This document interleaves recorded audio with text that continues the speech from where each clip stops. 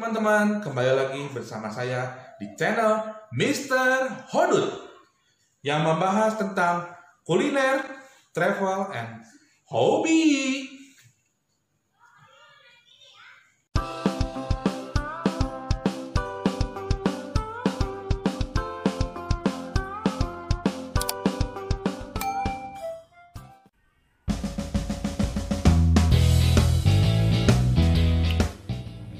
Halo teman-teman, kembali ke channel Mr. Hodut.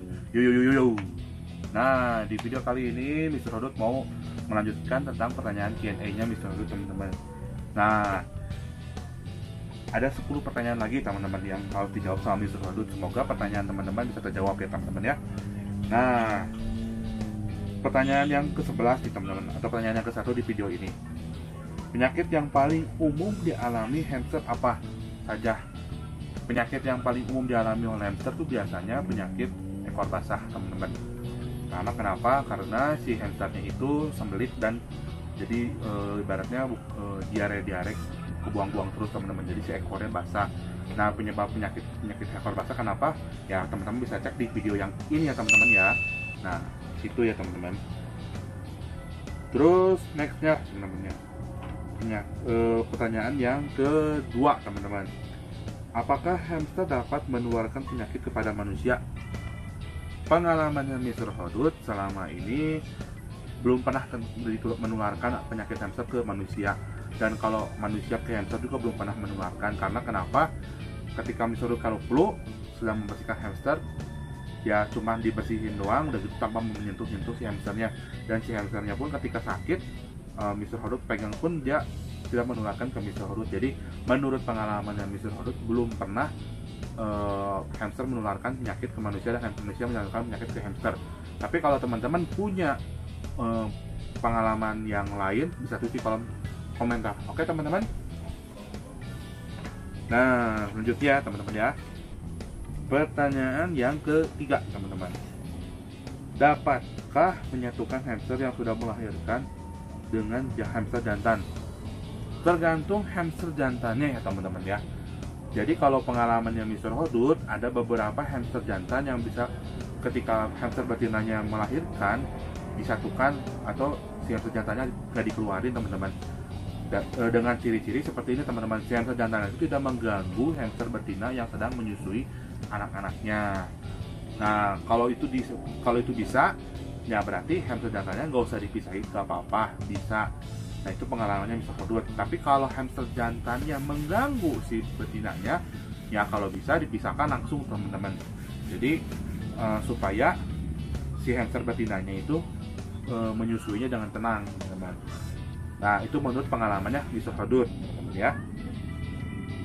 Terus pertanyaan berikutnya, bagaimana cara memilih hamster yang sehat ketika pertama kali beli? Kalau Mr. Hodut ngelihat dari poin yang pertama, hamsternya itu berbulu shiny teman-teman, berbulu terang teman-teman. Jadi bulunya tuh tidak mengkerut. Kalau mengkerut itu biasanya sakit teman-teman ya. Jadi si bulunya itu terlihat lebih cerah teman-teman. Itu yang ke-1, poin nomor 1. Poin yang nomor 2 adalah si hamsternya biasanya lincah teman-teman. Gerakannya bagus, lincah, nggak muyung. Ya, nanti deh Mr. Hodut bakal bikinin videonya lagi supaya teman-teman lebih jelas gimana pada saat teman-teman membeli hamster yang pertama kali di pet shop atau di mana teman-teman. Oke teman-teman. Pertanyaan nomor 4 deh teman-teman ya. Pertanyaan nomor 5 teman-teman. Hamster jarang bersuara, apakah dia sakit?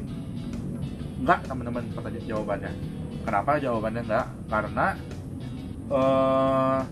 si hamster itu biasanya ketika bersuara itu ketika dia terserang atau dia merasa terancam. Biasanya dia bakal mengeluarkan suara. Tapi kalau dia nggak terancam, nggak dia tenang, jadi suka diam-diam aja teman-teman, nggak banyak mengeluarkan suara. Itu menurut pengalamannya Mr. Hodut teman-teman. Jadi si hamsternya kalau nggak mengeluarkan suara, jarang mengeluarkan suara, sakit atau enggak? Jawabannya tidak teman-teman ya.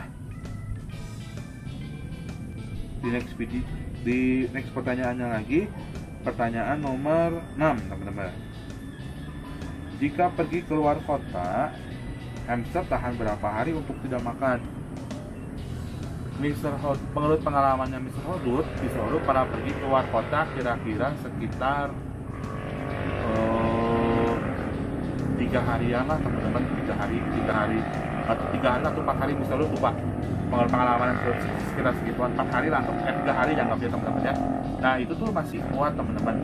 Jadi Mr. Hodut kasih makan, tapi kasih makannya di berbagai titik teman-teman. Jadi ada sebagian titik 1, titik 2, titik 3, titik 4. Jadi hamster itu kebiasaannya kalau makanannya udah dicicipin sama dia, udah dimakan sama dia, dan ada kotorannya dia biasanya hamster tuh nggak mau makan tempat itunya. Jadi dia bakal pindah ke titik yang berikutnya, Nah, jadi kalau teman-teman ini sih menurut pengalamannya Mr. Hodut teman-teman ya, caranya ya kalau mau keluar kota ya beri beberapa titik makanan supaya si hamster itu bisa mencicipinya, bisa makan di beberapa titik itu teman-teman. Gitu. Dan disediakan yang terutama sih air minumnya teman-teman. Kalau nggak ada air minum, biasanya hamster bakal dehidrasi teman-teman, seperti itu. Yang paling utama air minumnya teman-teman. Nanti semoga kalau teman-teman punya tips lain lagi ya bisa tulis di kolom komentar. Oke teman-teman. Apa saja ciri-ciri hamster yang stres? Nah, Mr. Hodut pernah bikin di video yang ini teman-teman. Di video itu secara singkat sih hamsternya biasanya banyak nggak mau bergerak teman-teman ya, nggak mau muyung biasanya gitu teman-teman. Tapi nah teman-teman bisa lihat lagi di video yang ciri-ciri hamster stres lebih detail lagi supaya teman-teman tahu deh ciri-ciri hamster stres seperti apa. Nah disitu Mr. Hodut udah jelasin lebih detail teman-teman ya. Pertanyaan berikutnya, bagaimana cara membesarkan bayi hamster tanpa indukan atau induknya mati? Nah ini pertanyaan yang bagus teman-teman. Mr. Hodut pernah mengalami beberapa kali kalau indukannya itu mati teman-teman pada saat melahirkan. Karena kenapa? Ya mungkin karena si hamster itu udah nggak kuat atau gimana, jadi mati teman-teman pada saat melahirkannya. Nah Mr. Hodut biasanya menyatukan ke hamster yang sedang menyusui yang lain teman-teman. Tapi kalau teman-teman nggak punya hamster yang menyusui yang lain, biasanya sih kemungkinan besar pengalamannya Mr. Hodut bakal mati anak-anaknya teman-teman. Tapi kalau teman-teman punya hamster yang seukuran yang menyusui yang sama ukurannya dan bentuknya anakannya bentuknya masih sama, biasanya dipindahkan ke situ. Mungkin kalau hamster betina yang itunya mau menyusui bakal hidup teman-teman.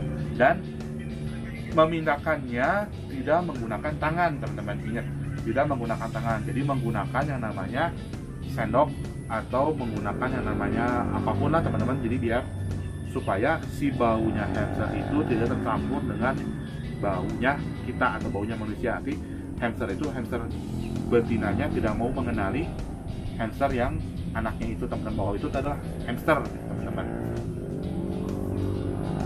Pertanyaan berikutnya, oh ya teman-teman, kalau teman-teman punya tips juga selain yang Mr. Hodut tadi sebutkan, nah teman-teman bisa tulis di kolom komentar juga teman-teman ya.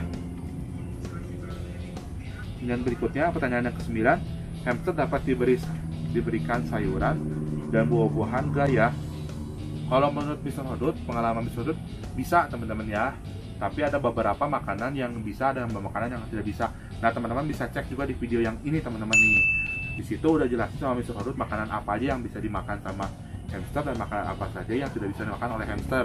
Nah salah satunya sayuran yang bisa dimakan oleh hamster adalah toge dan wortel teman-teman. Nah di situ bisa dimakan sama hamster. Kalau buah-buahan tuh biasanya yang buah-buahan yang berair teman-teman, kayak semangka itu masih bisa dimakan oleh hamster, tapi jangan terlalu manis ya buah-buahannya teman-teman, dan jangan terlalu asam. Nah teman-teman bisa cek di video yang ini ya teman ya. Nah ini pertanyaan terakhir nih teman-teman. Pertanyaan yang ke-10, hamster yang hibernasi bolehkah dibangunkan? Kalau pengalamannya Mr. Hodut, hamster yang hibernasi itu ya biarkan aja hamster itu berhibernasi, tidur teman-teman. Nah, kalau hamster itu kuat pada saat berhibernasi, biasanya hamster itu bakal hidup teman-teman, baik, dan bakal nanti cerah kembali, tapi jangan dibangunkan, biasanya seperti itu kalau Mr. Hodut. Tapi kalau hamster itu pada saat berhibernasi dia tidak kuat, ya akibat fatalnya dia bakal mati teman-teman, si hamster itu. Tapi kalau teman-teman gimana, kalau hamster yang berhibernasi apakah boleh dibangun atau enggak? Kalau boleh tulis di kolom komentar supaya menambah ilmunya Mr. Hodut teman-teman. Oke teman-teman, nah jadi udah beres nih teman-teman pertanyaan-pertanyaan yang teman-teman udah kirimin ke Mr. Hodut. Nah, kalau teman-teman punya pertanyaan-pertanyaan lagi dan Mr. Hodut siapa tahu bisa menjawabnya, DM aja ke Mr. Hodut, nanti Mr. Hodut bakal menjawabnya satu demi satu. Semoga pertanyaan-pertanyaan teman-teman bisa terjawab semua ya teman-teman, dan bisa dilakukan sama teman-teman juga. Oke teman-teman, ya udah teman-teman, sekian video dari Mr. Hodut. Jangan lupa di like, di komen, dan di subscribe ya teman-teman. Dadah teman-teman.